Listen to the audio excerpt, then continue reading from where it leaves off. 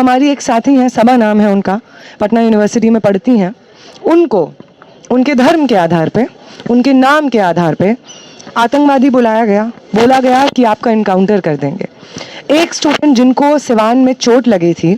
जब उनका नाम पूछा पुलिस वाले ने, क्योंकि उन्हें गोली लगी थी, साफ दिख रहा था, तो उन्होंने अपना पूरा नाम बताया। जब पुलिस ने उनका पूरा नाम सुना और उनके नाम से उनकी जाति पता की, उन्हें मालूम चला कि वो एक दलित स्टूडेंट है, तो उनको और मारा गया। जहाँ पे चोट लगी है वहाँ पे मारा गया। बिहार भर में धर्म के नाम पे, जाति के नाम पे जो प्रोटेस्टर्स डिटेन्ड थे, उनके साथ और हिंसा हो रही है। जब हम बेऊर जेल में गए थे, उससे एक रात पहले 80 के करीब स्टूडेंट्स बेऊर जेल लाए गए थे बिहार भर से, और उन स्टूडेंट्स को बहुत गहरी चोटें आई हुई थी। बुरी तरीके से बिहार पुलिस ने उन्हें मारा था। खबर आ रही थी सिवान से कि वहाँ पे AK-47 से फायरिंग हुई है और वहाँ पे स्टूडेंट्स घायल हुए हैं। हम मेदांता गए थे। मेदांता में वहाँ पे कुछ 4 स्टूडेंट्स थे जिनको वहाँ पे गोली लगी थी, तो वहाँ पे वो भर्ती थे, जिनमें से 2 रिलीज़ हो गए थे हमारे वहाँ पे पहुँचने तक, और 2 स्टूडेंट्स से हम मिल पाए थे। उन दोनों स्टूडेंट्स को बहुत सीरियस चोटें आई हैं। एक के पैर में गोली लगी थी, एक तरफ से वो गई, दूसरी तरफ से निकल गई,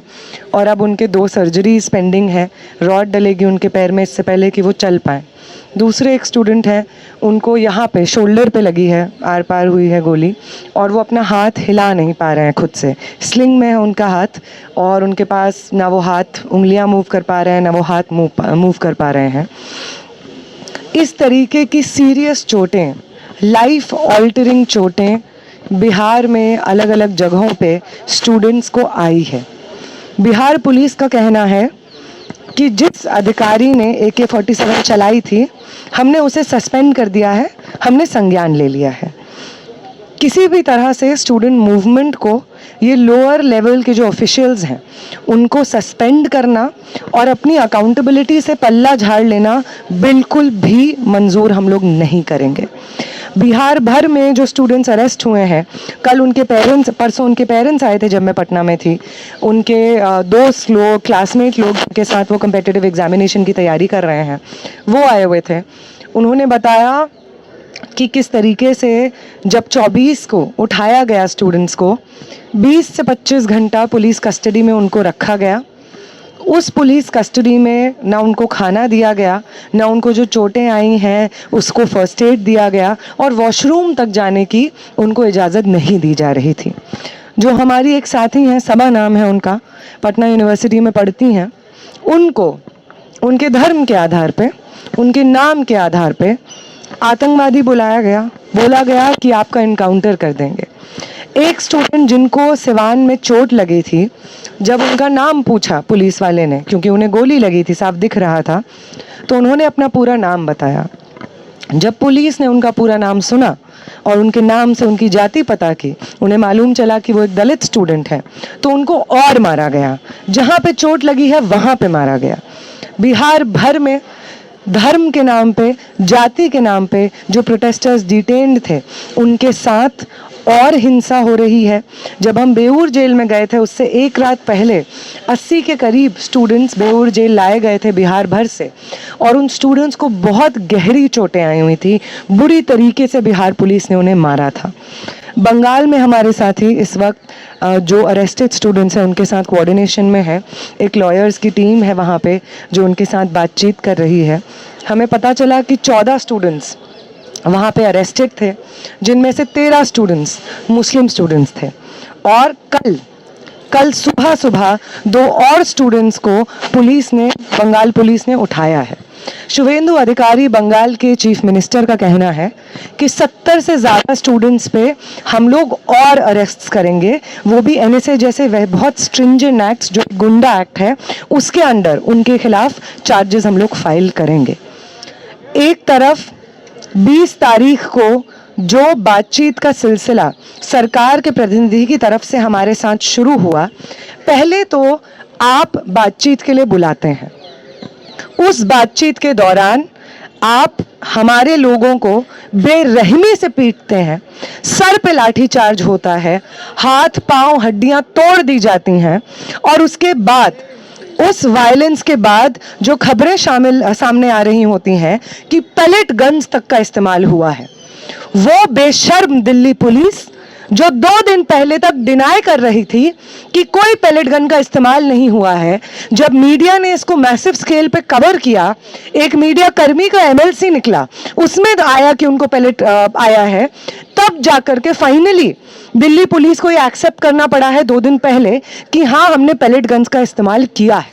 बिहार में भी जिस तरीके का एक्सेसिव टारगेटिंग हो रही है मुस्लिम और दलित स्टूडेंट्स की, नाम पूछ करके उनको मारा पीटा जा रहा है, उनको पुलिस कस्टडी में इंटिमिडेट किया जा रहा है, और अब फाइनली बेऊर में जाकर के मैक्सिमम स्टूडेंट्स को रखा गया है। ये जो टारगेटिंग हो रही है बंगाल में, जिस तरीके से स्टूडेंट्स को चिन्हित करके मुस्लिम स्टूडेंट्स को जेलों में भरा जा रहा है, और जब पूछा जाता है बंगाल की सरकार में बैठे भाजपा के लोगों से और बंगाल पुलिस से, तो उनका ये कहना है कि हम मिस्क्रिएंट्स को अरेस्ट कर रहे हैं, जिन लोगों ने उस दिन हिंसा की है हम उनको अरेस्ट कर रहे हैं। ग्राउंड पे जो हमारे साथी हैं और जो लॉयर्स हैं, उनका साफ सीधे तौर पे यही कहना है कि कोई मिस्क्रिएंट को चिन्हित नहीं किया जा रहा है। वो लोग जिन्होंने जर्नलिस्ट के साथ बदतमीजी की उनको चिन्हित किया जा रहा हो, ऐसा बिल्कुल नहीं है। स्टूडेंट्स का टारगेटिंग असॉल्ट और अरेस्ट बंगाल भर में इस वक्त चल रहा है। 1 मिनट के लिए नहीं, 1 सेकंड के लिए नहीं, हम नहीं मानेंगे कि होम मिनिस्टर अमित शाह के एक्सप्लिसिट परमिशन और नॉलेज के बिना सेंट्रल दिल्ली में पैलेट्स चलाए गए हैं, एक पल के लिए हम मंजूर नहीं करते हैं। तमाम सरकार के लोग जो ये नैरेटिव पेडल कर रहे हैं कि हम लोगों ने इस दिन जहां पे जंतर मंतर पे प्रोटेस्ट चल रहे थे, वहां पे जिन लोगों को चिन्हित किया है उसमें 2800 लोग क्रिमिनल्स हैं, जिनका क्रिमिनल एंटीसीडेंट है। आप ये बताइए, आप दिल्ली पुलिस के लोग हैं, आपके पास पूरी व्यवस्था मौजूद है, पूरा सर्वेलेंस का सिस्टम मौजूद है, आप क्यों इंतजार कर रहे थे कि एक बड़ा प्रोटेस्ट होगा जंतर मंतर पे जिसमें सब लोग आएंगे, सारे अपराधी आएंगे और उसके बाद हम चिन्हित करेंगे? पुलिस का काम क्या ये है कि वो इंतजार करते रहे कि मुजरिम उसके पास चल के आए और तब जाके वो कोई कार्रवाई ले? और अगर ऐसा नहीं है, और अगर आप ये जो 2800 का आंकड़ा बता रहे हैं वो एक बढ़ा चढ़ा करके आंकड़ा बता रहे हैं, हमारे प्रोटेस्ट को डिस्क्रेडिट करने के लिए बता रहे हैं, तो हमारा आपसे ये सवाल है कि यहाँ पे एक लंबे समय से 50 दिन के ऊपर तक यहाँ पे पीसफुल प्रोटेस्ट चले। उन पीसफुल प्रोटेस्ट की जो मांग थी, मेन डिमांड धर्मेंद्र प्रधान का इस्तीफा, उस इस्तीफे को, उस डिमांड को माना गया और सरकार ने अपने रिप्रेजेंटेटिव को भेज करके इस चीज को वैलिडेट किया कि यहाँ पे जो स्टूडेंट्स के प्रोटेस्ट हो रहे थे वो जायज हो रहे थे, उसकी डिमांड्स जायज हैं। उसके बाद अब जब सत्ता में बैठे लोगों का अहंकार टूटा है, आपकी घर घर में थू थू हो रही है, 20 तारीख को आपने जो हिंसा की है, आप लोगों को इंसान नहीं समझा जा रहा है, पुलिस कर्मियों को, सिक्योरिटी पर्सनल्स को, हर जगह पे वो लोग जो गोदी मीडिया का नैरेटिव सुन करके प्रोटेस्टर्स को एंटी नेशनल और पाकिस्तानी कहा करते थे, वो कंधे से कंधे मिला करके आज हमारे साथ चल रहे हैं। आपने जो 20 तारीख को हिंसा की है उसको कंडेम कर रहे हैं, तो आप लोग अपना बचा कुचा अहंकार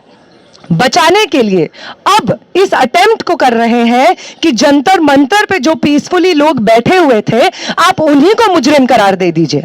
हम जानते हैं कि आपका ये 2800 का आंकड़ा है, उसका कोई मतलब नहीं है एक्सेप्ट कि आप चाहते हैं कि जंतर मंतर पे जो प्रोटेस्ट हुए गई, जिसके बाद धर्मेंद्र प्रधान को इस्तीफा देना पड़ा, आप चाहते हैं कि वो प्रोटेस्ट डिस्क्रेडिट हो जाए। आप चाहते हैं कि आपने जो दूसरा आश्वासन यहां पे दिया था कि किसी भी एनडीए शासित राज्य में, भाजपा शासित राज्य में किसी भी पेपर लीक के खिलाफ प्रोटेस्ट करने वाले प्रदर्शनकारी पे कोई मुकदमा दर्ज नहीं होगा और जितने भी अरेस्टेड लोग हैं उन लोगों को रिहा कर दिया जाएगा। आप देश भर में अलग अलग भाजपा शासित राज्यों में अपने इस दूसरे आश्वासन से पीछे पैर मोड़ रहे हैं, मुकर रहे हैं और इसके खिलाफ अलग अलग राज्यों में स्टूडेंट्स प्रोटेस्ट कर रहे हैं। आप चाहते हैं कि 2800 का आंकड़ा बता करके, डिनाई करके कि आपने हिंसा नहीं की है, या लोअर लेवल के एम्प्लॉइज को, आप ऑफिशियल्स को बर्खास्त करके आप चाहते हैं कि हमारा ये जो प्रोटेस्ट है वो आप डिस्क्रेडिट कर दें और आप अपने अश्योरेंसेस से जो इस वक्त पैर पीछे खींच रहे हैं, वो अश्योरेंसेस से आपको पैर पीछे खींचने करने का पूरा मौका मिले और साथ साथ आप हमारे ऊपर अपने क्रैकडाउन को जस्टिफाई कर सकें। हम यहां से कह देना चाहते हैं जेपी नड्डा को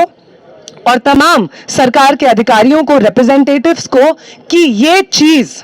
कि सेंट्रल दिल्ली में आम नागरिकों के ऊपर पेलेट गन से आप फायर करेंगे, ये एक टेररिस्ट और क्रिमिनल स्टेट की निशानी है। किसी भी तरीके से ना दिल्ली में और ना देश भर के किसी भी राज्य में हम इस चीज को नॉर्मलाइज होने देंगे कि किसी भी प्रोटेस्ट को डिस्पर्स करने का एक वाजिब तरीका है पेलेट गन्स का इस्तेमाल, या जो सिवान में हुआ AK-47 का इस्तेमाल, ये किसी भी तरीके से हम आपको नॉर्मलाइज नहीं करने देंगे। हम मानते नहीं है कि होम मिनिस्टर के एक्सप्लिसिट परमिशन के बगैर इस तरीके के ऑर्डर्स RAF ने कैरी आउट किए, दिल्ली पुलिस ने कैरी आउट किए। अगर आपको ये चीज इस पूरे जंतर मंतर पे और देश भर में जो छात्र आंदोलन चला है, अगर आपको उस छात्र आंदोलन की अच्छे से मांगे समझ नहीं आई हो तो आपको फिर से बता दिए जाते हैं। पहला, आपके निकम्मे नकारा शिक्षा मंत्री का इस्तीफा, और दूसरा, हमारे तमाम साथी जो पेपर लीक के खिलाफ लड़ रहे थे उन लोगों की जेलों से रिहाई और उनके खिलाफ दर्ज हुए तमाम मुकदमों को वापस लेना। और तीसरी चीज आप अभी सुन लीजिए, the commissioner of police of Delhi, the home minister of this country, Amit Shah, will not be allowed to escape without providing accountability for the pellet injuries to protesters. देश भर में जो ये एंटी मुस्लिम और एंटी दलित witch hunt हो रहा है protesters का, ये नहीं हो सकता है अगर explicit orders home minister Amit Shah से नहीं आए हैं इस तरीके के विच हंट को कैरी आउट करने के लिए। इस तरीके के विच हंट के खिलाफ, पेलेट गन्स के इस्तेमाल के खिलाफ, सिवान में AK-47 चलाने के खिलाफ हम यहां पे प्रदर्शन करेंगे। बिहार में 30 जुलाई का कॉल है। अगर आपने जो नोटिफिकेशन बीजेपी की सरकार ने बिहार में निकाला है उसका पालन नहीं होता है और 300 से ज्यादा जो प्रोटेस्टर्स इस वक्त बिहार की अलग अलग जेलों में बंद हैं उन्हें रिहा नहीं किया जाता है, उनके खिलाफ जो तमाम मुकदमे दर्ज हैं वो वापस नहीं होते हैं, तो 30 जुलाई को बिहार भर में हर जगह पे प्रोटेस्ट कॉल होगा। आपको याद दिलाया जाएगा कि जंतर मंतर पे जिस आंदोलन ने आपके सर पे दम किया हुआ था, बिहार की सड़कों पे वो आंदोलन कैसा दिखता है आपको याद दिलाया जाएगा। बंगाल सरकार से हम कह देना चाहते हैं कि असम में और बिहार में कम से कम नोटिफिकेशन तो लाई है सरकार। बंगाल की सरकार जिस तरफ से एक तरफा एंटी मुस्लिम रुख अपनाए हुए है, प्रदर्शनकारियों से बदला निकालने का पूरी राजनीति कर रही है, बंगाल सरकार को हम बता दें कि आप ये जो सिलेक्टिव विच हंट कर रहे हैं स्टूडेंट्स का, मुस्लिम स्टूडेंट्स का, स्टूडेंट एक्टिविस्टों का, अगर आप इस चीज को ऐसे ही कंटिन्यू करेंगे तो आने वाले कल में नहीं तो परसों में कोलकाता में एक बड़ा मार्च निकलने जा रहा है। वो मार्च सिर्फ शुरुआत होगी और कोलकाता भर की सड़कों में वो साथी जो हमारे आंदोलन से जुड़े थे, हम उनके आंदोलन से जुड़े थे, हम सब एक साथ पेपर लीक के खिलाफ इस देश में लड़ रहे थे, वो प्रोटेस्ट जो जंतर मंतर पे हुआ था, कोलकाता की, बंगाल की अलग अलग यूनिवर्सिटीज में, कॉलेजेस में, सड़कों पे, हर जगह पे आंदोलन होगा अगर आप हमारे साथियों को रिहा नहीं करते हैं। इसी से मैं अपनी बात खत्म करूंगी और मैं अपील करूंगी उन तमाम स्टूडेंट्स से जो जंतर मंतर के प्रोटेस्ट में शामिल रहे, जो देश भर में अलग अलग राज्यों में अपनी तरफ से प्रोटेस्ट को खुद ऑर्गेनाइज उन्होंने करवाया, पेपर लीक के खिलाफ एक बेहतर नौजवानों, छात्रों के भविष्य के लिए लड़ाई लड़ी। उन साथियों को हम आश्वासन देते हैं कि साथी आप अकेले नहीं हैं। ये मूवमेंट, ये आंदोलन हम मुकम्मल तभी समझेंगे जब हमारे सारे साथी जेलों से रिहा होंगे, चाहे वो मुंबई की जेल में बंद है, बिहार की जेल में बंद है, बंगाल की जेल में बंद है, असम की जेल में बंद है। हमारा ये मूवमेंट अधूरा है तब तक जब तक सारे प्रोटेस्टर्स को रिहा नहीं किया जाता है, उनके खिलाफ दर्ज मुकदमे वापस नहीं लेते हैं। हम सब आपके साथ है साथी, दिल्ली से लेकर के बिहार, बिहार से लेकर के असम, हर जगह हम आपकी लड़ाई को मजबूत करेंगे क्योंकि आपकी लड़ाई हमारी लड़ाई है। इनकलाब जिंदाबाद।